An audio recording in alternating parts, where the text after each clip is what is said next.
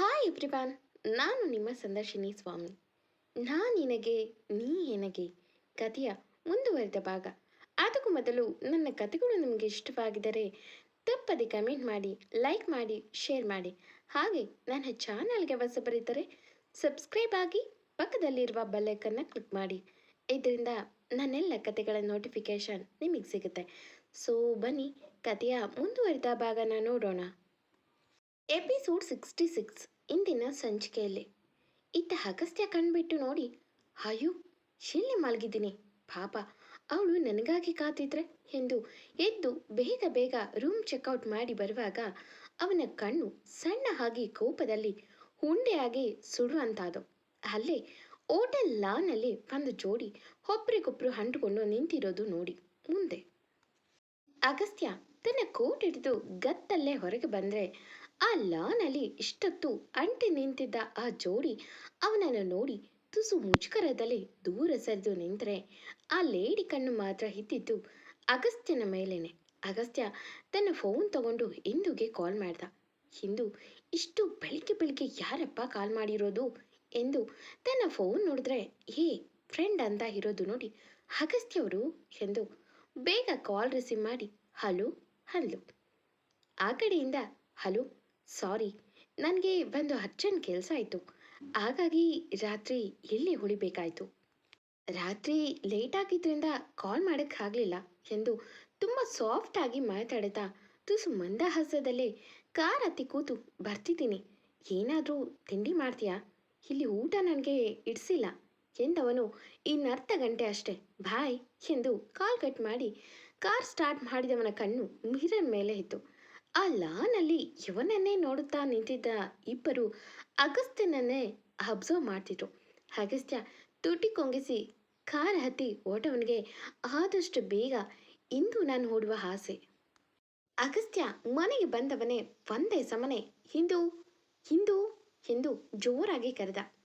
ಇಂದು ಕಿಚನ್ನಲ್ಲಿ ಅವನಿಗಾಗಿ ತಿಂಡಿ ಮಾಡ್ತಿದ್ಲು. ಅವಳು ಗಡಿಬಿಡಿಯಲ್ಲಿ ಹೊರಗೆ ಬಂದು ನಾನು ಇಲ್ಲಿದ್ದೀನಿ ಎಂದು ಕೈಯಲ್ಲಿ ಒಂದು ಸ್ಪೂನ್ ಕೂಡ ಹಿಡಿದು ಬಂದಿದ್ಲು. ಅಗಸ್ತ್ಯ ಅವಳನ್ನೇ ನೋಡುತ್ತಾ ನಿಂತವನು ಒಂದೆರಡು ಸೆಕೆಂಡ್ ಹಾಗೆ ನೋಡಿ, ನನಗೆ ಕಾಫಿ ಬೇಕು, ಫ್ರೆಶ್ ಆಗಿ ಬರ್ತೀನಿ ಎಂದು ಹೋಗ್ತಾನೆ.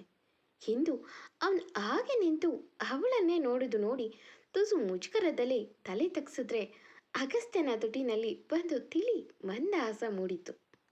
ಅಗಸ್ತ್ಯ ಅಲ್ಲಿಂದ ಹೋದ್ಮೇಲೆ ಇಂದು ಏನಪ್ಪ ಇವತ್ತು ಸೂರ್ಯ ಮಾಮೂಲಿ ತಾನೇ ಹುಟ್ಟಿದಾನೆ ಎಂದು ತಲೆ ಕೊಡವಿ ಸೀದಾ ಕಿಚನ್ಗೆ ಹೋದವಳು ಅವನಿಗಾಗಿ ತಿಂಡಿ ಕಾಫಿ ಎಲ್ಲ ರೆಡಿ ಮಾಡ್ತಾಳೆ.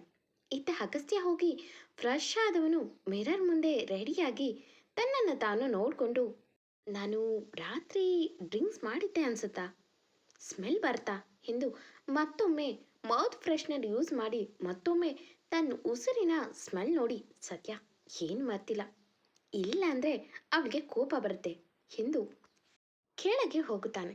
ಇಂದು ಅವನು ಬಂದಿದ್ದು ನೋಡಿ ಟೇಬಲ್ ಮೇಲೆ ತಿಂಡಿ ತರೋಕೆ ಜೋಡಿಸುವ ಹುಡುಗಿ ಹಿಂದೆ ಬಂದು ನಿಂತ ಅಗಸ್ತ್ಯ ತುಂಬ ಸನಿಹದಲ್ಲೇ ನಿಂತು, ಏನು ತಿಂಡಿ ಮಾಡಿದ್ಯಾ, ಏನೂ ಗಮ್ ಅಂತಿದೆ ಎಂದವನು ಅವಳಿಗೆ ತುಸು ಅಂಟಿ ನಿಂತು ಅವಳ ಕೈ ಬಳಿ ಇರುವ ಬಬಲ್ನಲ್ಲಿ ಇದ್ದ ವೆಜ್ ಪುಲಾವ್ ನೋಡಿ ವಾವ್ ಎಂದು ಒಂದು ಸ್ಪೂನ್ ಕೈಗೆ ಹಾಕಿ ತಿಂದು ಸೂಪರ್ ಎಂದು ಉಪ್ಪಾರಿಸಿ, ಇಷ್ಟು ಬೇಗ ಇಷ್ಟು ಟೇಸ್ಟಿ ತಿಂಡಿ ಮಾಡಿದ್ಯಾ, ಥ್ಯಾಂಕ್ ಯು ಸೋ ಮಚ್ ಎಂದ.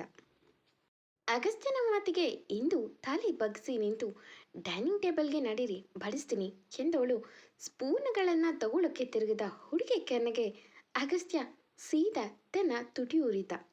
ಹಿಂದೂ ದೊಡ್ಡ ಕಣ್ಬಿಟ್ಟು ಶಾಕ್ನಲ್ಲಿ ನೋಡಿದ್ರೆ ಅಗಸ್ತ್ಯ ಏನು ಗೊತ್ತೇ ಇಲ್ಲ ಎನ್ನುವಂತೆ ಆ ಪುಲಾವ್ ಬೌಲ್ ಹಿಡಿದು ಬೇಗ ಬಾ ಹೊಟ್ಟೆ ಹಶ್ವಾಗ್ತಿದೆ ಎಂದು ಹೋಗ್ತಿದ್ದ. ಹಿಂದೂ ಜೋರಾಗಿ ಉಸಿರು ಬಿಟ್ಟವಳು ಅವನು ಹೋಗೋದನ್ನೇ ನೋಡ್ತಿದ್ರೆ ಅಗಸ್ತ್ಯನ ಮುಖದಲ್ಲಿ ಒಂದು ನಗು ಎದ್ದು ಕಾಣ್ತಿದೆ. ಅಗಸ್ತ್ಯ ಡೈನಿಂಗ್ ಟೇಬಲ್ ಮೇಲೆ ಕೂತು ಒಮ್ಮೆ ಹಿಂದೂ ಮುಖನ ನೆನೆದು, ತುಂಬ ಇನ್ನೋಸೆಂಟ್ ಕಣೆ ನೀನು, ನನ್ನ ನೋಡಿ ಭಯ ಪಡ್ತೀಯೋ ಇಲ್ಲ ಏನು ಒಂದು ಅರ್ಥ ಆಗಲ್ಲ, ಆದರೆ ನಾನೇನಾದರೂ ಇಂಥ ಕೆಲಸ ಮಾಡಿದ್ರೆ ಒಳ್ಳೆ ಗೊಂಬೆ ಥರ ನಿಂತುಬಿಡ್ತೀಯ, ಅದೇ ನನಗೆ ಇನ್ನಷ್ಟು ನಿನ್ನ ಕೆಣಕುವ ಆಸೆ ಹುಟ್ಟಿಸೋದು ಎಂದವನು, ಶಿವಳಿನೂ ಹಾಗೆ ನಿಂತ ಇದ್ದಾಳ ಹೇಗೆ ಇಷ್ಟೊಂದು ಚೆನ್ನಾಗಿರೋ ತಿಂಡಿ ಇಟ್ಟು ಕಾಯೋಕೆ ಕಷ್ಟ ಎಂದು ಇಂದು ಬೇಗ ಬಾ ಹಶ್ವಾಗ್ತಿದೆ ಎಂದು ಇನ್ನೊಮ್ಮೆ ಇಂದುನ ಕರೆದ. ಇಂದು ತಕ್ಷಣ ಎಚ್ಚೆತ್ತವಳು ವಾಸ್ತವಕ್ಕೆ ಬಂದು ಗಡಿಬಿಡಿಯಲ್ಲಿ ಸ್ಪೂನ್ ಹಿಡಿದು ಅಮ್ಮ ಮಾವ ತಿಂಡಿಗೆ ಬನ್ನಿ ಎಂದು ಕರೆದ್ಲು. ಅದನ್ನು ನೋಡಿದ ಅಗಸ್ತ್ಯ ತನ್ನ ಮುಖ ಸವರುತ್ತಾ ಶಿ ಹುಡುಗಿ ಮೊದಲು ನಾನು ತಿಂಡಿ ಮಾಡಿದ ಮೇಲೆ ಅವರನ್ನು ಕರೆದಿದ್ರೆ ಏನಾಗ್ತಿತ್ತು. ಸ್ವಲ್ಪ ಸಮಯ ಇವಳನ್ನ ಕಣ್ ತುಂಬಿಕೊಳ್ತಿದ್ದೆ ಛೇ ಎಂದ್ಕೊಂಡ. ಅಷ್ಟೊತ್ತಿಗೆ ಶಂಕರ್ ಅವರು ಬಂದು ನಿಮ್ಮತ್ತೆ ಮಲಗಿದ್ದಾರೆ, ಇನ್ನು ಅರ್ಧ ಗಂಟೆ ಬಿಟ್ಟು ನಾವು ತಿಂಡಿ ಮಾಡ್ತೀವಿ ಎಂದು ಅಗಸ್ತ್ಯ ಬನ್ನ ಎಂದರು. ಇಂದು ಹಾ ಮಾವ ತಿಂಡಿ ಕೂತಿದ್ದಾರೆ ಎಂದಳು. ಶಂಕರ್ ಅವರು ಸರಿ ಅವನಿಗೆ ಕೊಡಮ್ಮ ನಾವು ಆಮೇಲೆ ಮಾಡ್ತೀವಿ ಎಂದವರು ನೀನು ಅವನ ಜೊತೆಗೆ ತಿಂಡಿ ಮಾಡಮ್ಮ ಎಂದರು. ಇಂದು ಬೇರೆ ಮಾತಾಡದೆ ತಲೆ ಹಾಡಿಸಿ ಅಮ್ಮ ಹುಷಾರಿದ್ದಾರೆ ಅಲ್ವಾ ಎಂದಳು. ಶಂಕರ್ ಅವರು ಹೂನಮ್ಮ ನೀನು ಹೋಗಿ ಅವನಿಗೆ ತಿಂಡಿ ಕೊಡು ಎಂದರು. ಇಂದು ಡೈನಿಂಗ್ ಟೇಬಲ್ ಬಳಿ ಬಂದು ಅವನಿಗೆ ತಿಂಡಿ ಬಡಿಸಿದ್ರೆ ಅಗಸ್ತ್ಯ ಮನದಲ್ಲಿ ರೋಗಿ ಬಯಸಿದ್ದು ಡಾಕ್ಟರ್ ಹೇಳಿದ್ದು ಒಂದೇ ಅಂತಾರಲ್ಲ ಹಾಗಾಯ್ತು ಎಂದವನು ಸಣ್ಣಗ್ ನಕ್ಕ. ಇಂದು ಅವನ ಪ್ಲೇಟ್ಗೆ ತಿಂಡಿ ಬಡಿಸಿ ಅಲ್ಲೇ ನಿಂತರೆ ಅಗಸ್ತ್ಯ ಅವಳ ಕೈ ಹಿಡಿದು ಬಾ ನೀನು ಕೂತ್ಕೋ ಎಂದ. ಇಂದು ಬಾ ಪರವಾಗಿಲ್ಲ ನೀವು ಮಾಡಿ ಎಂದರು ಕೇಳದೆ ತನ್ನ ಪಕ್ಕ ಇರೋ ಚೇರ್ ಮೇಲೆ ಕೂರಿಸಿ ತಾನು ಅವಳ ಪ್ಲೇಟ್ಗೆ ಸರ್ವ್ ಮಾಡಿ ನಾನೊಬ್ಬನೇ ತಿನ್ನಕ್ಕೆ ಬೇಜಾರಿಂದು ಪ್ಲೀಸ್ ಎಂದ. ಇಂದು ವಿಧಿ ಇಲ್ಲದೆ ಕೂತು ತಾನು ತಿಂಡಿ ಸ್ಟಾರ್ಟ್ ಮಾಡಿದ್ರೆ ಅಗಸ್ತ್ಯ ಒಂದೊಂದು ತುತ್ತಿಗೂ ಅವಳ ಕಡೆ ವಾರಗಣ್ಣಲ್ಲಿ ನೋಡಿದು ಬಿಡಲಿಲ್ಲ. ಇಂದು ಮಾತ್ರ ಒಮ್ಮೆಯೂ ಅವನನ್ನು ನೋಡುವ ಸಾಹಸ ಮಾಡಲಿಲ್ಲ. ಮನದಲ್ಲೇ ಇವರು ಯಾವ ಸಮಯದಲ್ಲಿ ಹೇಗಿರ್ತಾರೆ ಅನ್ನೋದನ್ನು ಹೇಳೋಕೆ ಆಗಲ್ಲ, ಇವರನ್ನು ಅರ್ಥ ಮಾಡ್ಕೊಳ್ಳೋದೇ ಕಷ್ಟನಪ್ಪ ಎಂದುಕೊಂಡರೆ ಅಗಸ್ತ್ಯ ಮಾತ್ರ ಇಷ್ಟನೋ ಕಷ್ಟನೋ ನನ್ನ ಜೊತೆ ಹಿರೇ ಹುಡುಗಿ, ನಿನ್ನ ಪ್ರತಿ ಹೆಜ್ಜೆಯಲ್ಲೂ ನಿನ್ನ ನೆರಳಾಗಿ ನಿಂತು ನಿನ್ನ ಕಾಯ್ತೀನಿ, ಆದರೆ ಈ ಬಿಟ್ಟೋಗ್ತೀನಿ ಡೈವರ್ಸ್ ಕೊಡ್ತೀನಿ ಅಂತ ಮಾತ್ರ ಹೇಳಬೇಡ.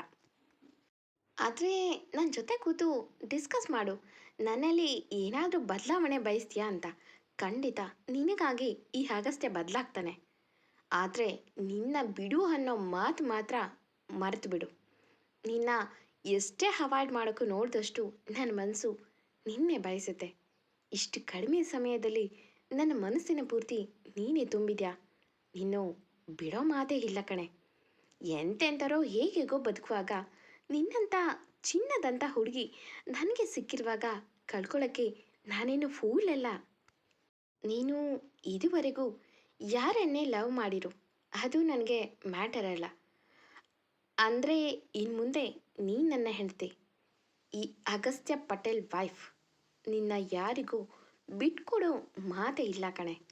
ನೀನು ಅವನನ್ನು ಬದಲಾಯಿಸ್ತೀಯೋ ಇಲ್ಲ ನೀನೇ ಬದಲಾಗ್ತೀಯೋ ಅದು ನಿನಗೆ ಸೇರಿದ್ದು. ನಿನಗೆ ಈಗಾಗಲೇ ಈ ಅಗಸ್ತ್ಯ 3 ಗಂಟು ಬಿಗಿದಾಗಿದೆ. ಈ ಅಗಸ್ತ್ಯನ ಮನಸ್ಸು ನೀನು ನನಗೆ ಅಂತ ಯಾವತ್ತೂ ಫಿಕ್ಸ್ ಆಗಿದೆ, ಅದನ್ನು ಯಾವನು ಬದಲಾಯಿಸೋಕೆ ಆಗಲ್ಲ. ನೀನು ಜಸ್ಟ್ ನನ್ನವಳು ಮಾತ್ರ ಎಂದವನು ತಿಂಡಿ ಮಾಡೋದು ಬಿಟ್ಟು ಅವಳನ್ನೇ ನೋಡುತ್ತಿದ್ದಾನೆ. ಆದರೆ ಇಂದು ತನ್ನ ಪಾಡಿಗೆ ತಾನು ತಿಂಡಿ ಮಾಡಿ ಎದ್ದವಳ ಕೈ ಹಿಡಿದ ಅಗಸ್ತ್ಯ ಇಂದು ಅವನನ್ನು ನೋಡಿದ್ರೆ ಅಗಸ್ತ್ಯ ಇಷ್ಟು ಬೇಗ ತಿಂಡಿ ಆಯ್ತಾ ಎಂದ. ಇಂದು ಎಂದಳು ತಲೆ ಹಾಡಿಸಿ. ಅಗಸ್ತ್ಯ ಬಟ್ ನಂದಾಗಿಲ್ಲ, ನೀನು ಇಲ್ಲೇ ಕೂತ್ಕೋ, ನನಗೆ ಒಬ್ಬನೇ ತಿನ್ನೋಕೆ ಬೋರು ಎಂದವನು ಅವಳನ್ನು ಮತ್ತೆ ಚೇರ್ ಮೇಲೆ ಕೂರಿಸಿದವನು ಎಷ್ಟು ಮೆಲ್ಲಗೆ ತಿಂತಿದ್ದಾನೆ ಅಂದರೆ ಅರ್ಧ ಗಂಟೆ ತಿಂಡಿ ಮಾಡಿದ್ದ ಹೊಣೆ ಹುಡುಗ. ಅಂತೂ ಕೊನೆಗೂ ತನ್ನವಳನ್ನು ಮನಸ್ಸು ತುಂಬಿಕೊಂಡ ಹುಡುಗ ಕಾಫಿ ಎಂದ. ಎಂದು ಬಿಟ್ಟರೆ ಸಾಕು ಎನ್ನುವಂತೆ ಕಾಫಿ ತರೋಕ್ಕೆ ಹೋಗ್ತಾಳೆ. ಅಗಸ್ತ್ಯ ನೀನು ಹೀಗೆ ತಪ್ಪಿಸ್ಕೊಂಡು ಹೋಗೋಕ್ಕೆ ನೋಡಿದಷ್ಟು ಅಗಸ್ತ್ಯ ನೀನಿಂದ ಇರ್ತಾನೆ ಎಂದು, ಅದಕ್ಕೆ ನೀನು ಆದಷ್ಟು ದೂರ ಹೋಗಬೇಡ ಎಂದು ನಕ್ಕ. ಇತ್ತ ಅಗಸ್ತ್ಯನ ಹೊಸ ವರ್ತನೆಯಿಂದ ಇಂದು ಒಮ್ಮೆ ಉಫ್ ಎಂದು ಉಸಿರು ಬಿಡುತ್ತಾ ಬೆಳಿಗ್ಗೆ ಏನಾಗಿದೆ ಇವ್ರಿಗೆ ಅರ್ಥನೇ ಆಗ್ತಿಲ್ಲ, ಬರೀ ಏನಾದರೂ ಒಂದು ಕಿತಾಪತಿ ಮಾಡೋದೇ ಆಯಿತು.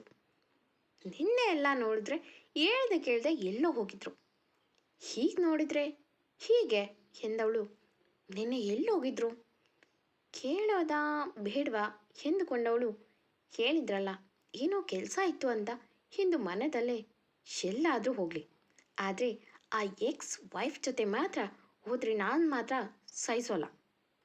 ಅವ್ರ ಮಧ್ಯದಲ್ಲಿ ಮದುವೆಗೆ ಮೊದಲು ಏನಾದರೂ ಆಗಿರಲಿ, ಆದರೆ ಈಗ ಅದೆಲ್ಲ ಆದರೆ ನಾನು ಮಾತ್ರ ಸುಮ್ಮನಿರಲ್ಲ ಎಂದು ಅವನಿಗೆ ಇಷ್ಟ ಅಂತ ಫಿಲ್ಟರ್ ಕಾಫಿ ಹಿಡಿದು ಬರ್ತಾಳೆ. ಆದರೆ ಇತ್ತ ಆಲ್ರೆಡಿ ಅಗಸ್ತ್ಯ ತನ್ನ ರೂಮ್ಗೆ ಹೋಗಿದ್ದಾನೆ ಎಂದು ಅವನ ರೂಮ್ಗೆ ಕಾಫಿ ಹಿಡಿದು ಹೋಗ್ತಾಳೆ. ಅವನು ನನ್ನ ಫೋಟೋಗಳನ್ನೇ ನೋಡಿ ತನ್ನವಳ ಮುಕ್ತ ಮುಖದಲ್ಲಿ ಇರುವ ಸಣ್ಣ ಸ್ಮೈಲ್ ಝೂಮ್ ಹಾಕಿ ನೋಡ್ತಿದ್ದಾನೆ. ಎಂದಿನಂತೆ ಕತೆ ಮುಂದುವರಿಯುವುದು. ಈ ಕತೆ ನಿಮಗೆ ಇಷ್ಟವಾಗಿದ್ದರೆ ತಪ್ಪದೆ ಕಮೆಂಟ್ ಮಾಡಿ, ಲೈಕ್ ಮಾಡಿ, ಶೇರ್ ಮಾಡಿ. Thank you for watching.